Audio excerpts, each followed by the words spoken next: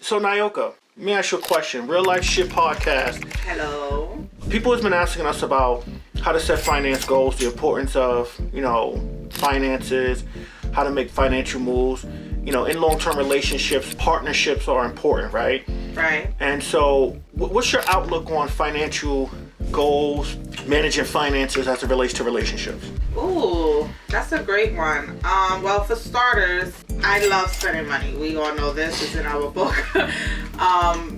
But on a serious note, when you have responsibilities, especially when you're in a long-term relationship, it's no longer about you. It's more so about how we can, come together as a team and work together and put together, finances to succeed with those financial goals or outcomes that we have laid out for us. I will say that it's important to have a plan, something that you taught me to do, something that I've never done.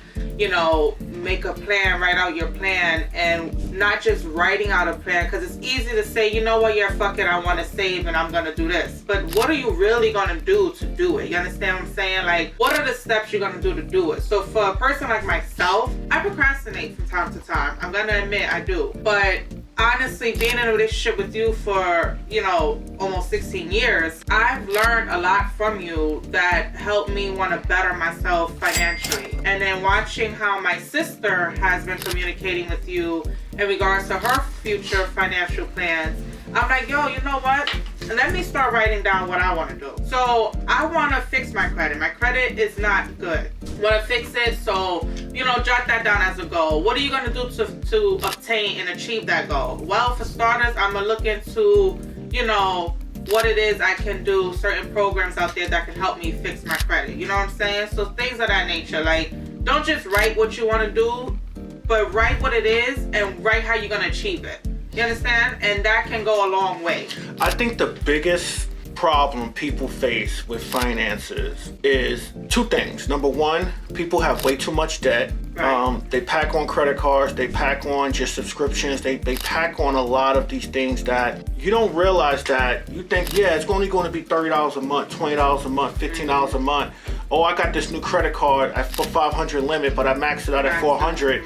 Now I got to pay, I only can afford minimum payments. Everything adds up. I think that's the first thing, and I think that people have way too much subscription-based debt, and they have way too much consumer debt. And in their budget every month, after they pay off their debts, after they pay off their bills like their rent, their car note, all that stuff, they have no fucking money. I think that's the number one thing. And number two, I think people have an income problem where they just don't make enough income to do all the shit that they say in these financial books. They say, build generational wealth. Yeah, we hear all of that. But the debt is the issue, because if you eliminate your debt, you have more income to invest. Right. And the more income that you make, the more money you have to invest and to save for an emergency fund. Right. Which is the third thing I think the people have a problem is they don't have a nest egg. They don't have a savings account. So I think the three things is debt, having an emergency fund, and increasing more money. Now, increasing more money, there's a lot of get-rich-quick schemes out there.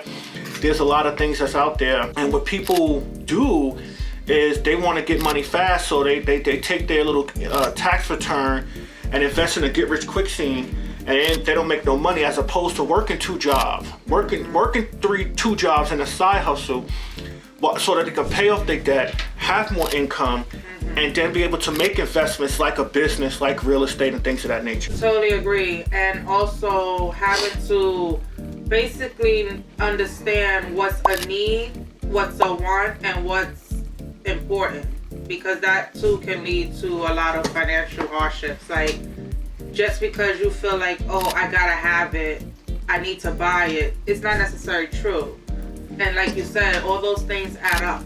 So it is important to focus on 3 top things, or possibly 5 top things, to help you build this financial net where you can be able to take care of your responsibilities and maybe possibly still splurge a little bit. Here she go with the splurging. I told y'all. She likes spending money. Because we do work hard, and sometimes we want to, treat ourselves for working so hard. But on a serious note, priority is always number one.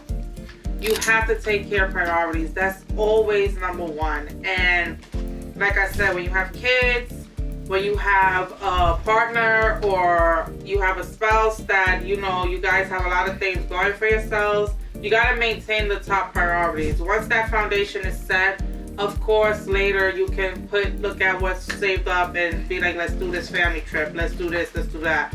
But yeah, I think what you shared is very important, and I think, again, I believe we share some of those things in the book, and if not, they can always refer back to your previous books to help with that guide and blueprint to a successful, you know. Thank you for that plug. Wealth of Fitness, the keys to self-improvement, and Wealth of Fitness, 10 principles of manhood, lessons your father should have taught you.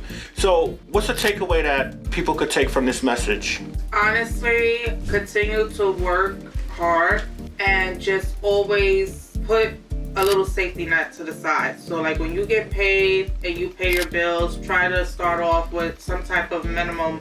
It could be $5 and just, you know, stack that up, and before you know it, you probably done saved close to $1,000 without even knowing. You know, just little things like that. And if you ever have any questions or want more, you know, just send us a comment. Click that link and follow us, and we'll be happy to come back on here and share some insight with you guys. Thank you. Yeah. Us. Like, we really appreciate you guys. We couldn't do this without you. And yeah, just, you know, we're here for y'all.